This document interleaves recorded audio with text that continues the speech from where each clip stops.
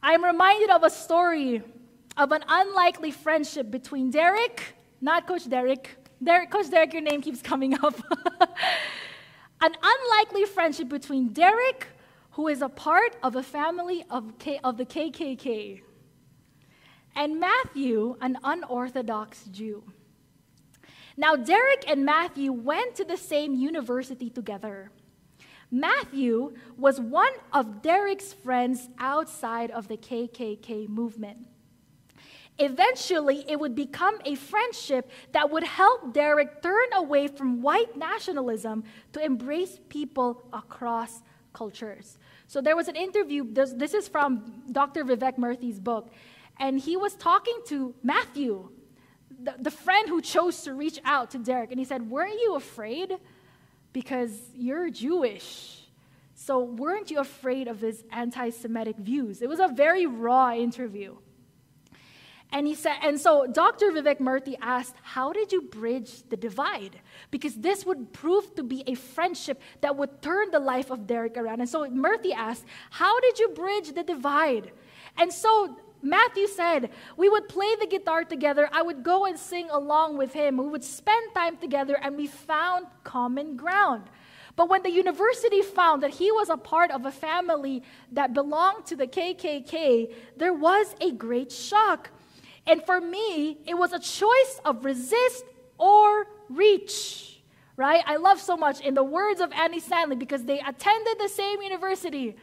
Andy Stanley, in one of his preachings recently, said, proximity is not friendship. Just because you share the same physical space, it does not mean that your hearts are connected, that your minds are connected, because physically you are in the same spot, but proximity is not equivalent to friendship. And so for Matthew, it was a choice of either resist or reach, and Matthew chose the latter. So imagine, for 2 years, they did not talk about the elephant in the room, because the goal of Matthew was not to persuade, but to befriend. So this, I love so much what he said. Sabi niya po, I have a fundamental belief that at the root of every person is a spark of the Creator. That there's something that binds everyone. Even if they are behaving in ways I find reprehensible, we still share a common humanity. And that cannot be erased. Even if someone is doing things that are really against me or harming me or society, I feel somewhat of a responsibility to that person. And I think, this is the reality of being human.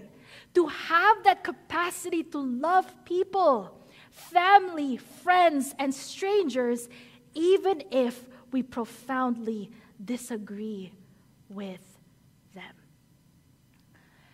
And I think, the experience of making ourselves home in God's love is the experience of understanding what it means to be seen by our Creator. And when we experience what it's like to be seen by our Creator, it actually gives us the power to see others. That's why I like so much this Zulu greeting, Sawubona. Okay? Look at the person beside you. Can you tell them, Sawubona? Like, Coach Amber, what in the world is that? So, new word of the day, Sawubona. It's an ancient Zulu greeting which means we see you. So it means all my attention is with you. I see you. I allow myself to discover your needs. I accept you for what you are, and you are a part of me. So in response, if a person says Sawubona, your response will be Yebo, Sawubona, which means yes, we see you too. Now it's interesting because let's say me and Kuya John, right? So Kuya John is here and we see each other and I say Sawubona and he says Yebo, Sawubona. You talk in plural. It's not I see you, it's we see you. And so someone was asked, why do you say the word we? So apparently, in the Zulu tradition, the I is always connected to our ancestors, to those who have gone before us. Because in the Western culture, the most common kind of greeting people use undoubtedly is, hello, how are you? And the truth is, we just throw that question out there and we don't really necessarily wait for an answer. Just for formality's sake or to just break the awkwardness of the conversation. But in the Zulu tradition, there was always this constant reminder of the need to see each other slowly, of the need for us to look at a person when we're talking to them, right? Even something as basic as looking at someone in the eyes when you're talking to them. That one person says, we have forgotten the art of what it means to be human. We have forgotten what it means to simply be with people. To the point that it's so hard for us to look at a person in the eye while we're talking to them.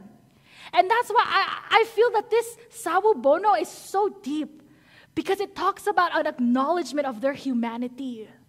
It's an acknowledgement of their fears, an acknowledgement of their needs, an acknowledgement of who they are and where they are. It's Sawu Bono, we see you. Like, I love so much the collective aspect of that phrase. And I like so much how another person puts it, the image of God in me sees the image of God in you. I think I read it, I heard it in a preaching, and I do remember Coach Gina one time mentioned this to us. Like, for us to be able to say, the image of God in me sees the image of God in you. And that's where connection begins. Where as we experience the love of God, as we experience what it's like to be seen by God, to know that we belong to Him, it gives us the power to go outside of our little circle. You know, sometimes I like to ask ourselves that question because that's a question that's very relevant now. And a question I always ask myself. Now, Amber, when was the last time you stepped outside of your bubble? Because, Amber, you have a bubble. And you like to stay there because it's nice and comfortable. You don't have to deal with the messiness of other people. It's your bubble. You get to determine the dimensions of how big your bubble is. You get to decide what's inside your bubble, but it's your bubble. And recently, because now, yes, we are physically isolated from each other, right? There was one person who said, you say social distancing, I say distant socializing, right? They flip it around. And so, during this time of pandemic, that's something I have to constantly ask myself. When was the last time you stepped out of your bubble? When was the last time you stepped outside of that comfort zone? While loneliness, indeed, as we saw earlier, has the potential to kill, it also makes us see how connection has even more of a potential to heal and bring life. The power of being seen by God gives us the power to see others.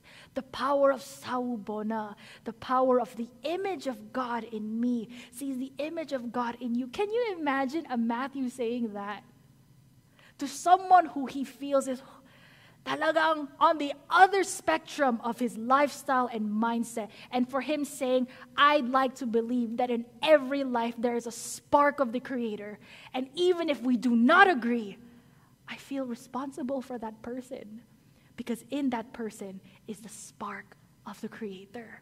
It's the image of God in me sees the image of God in you.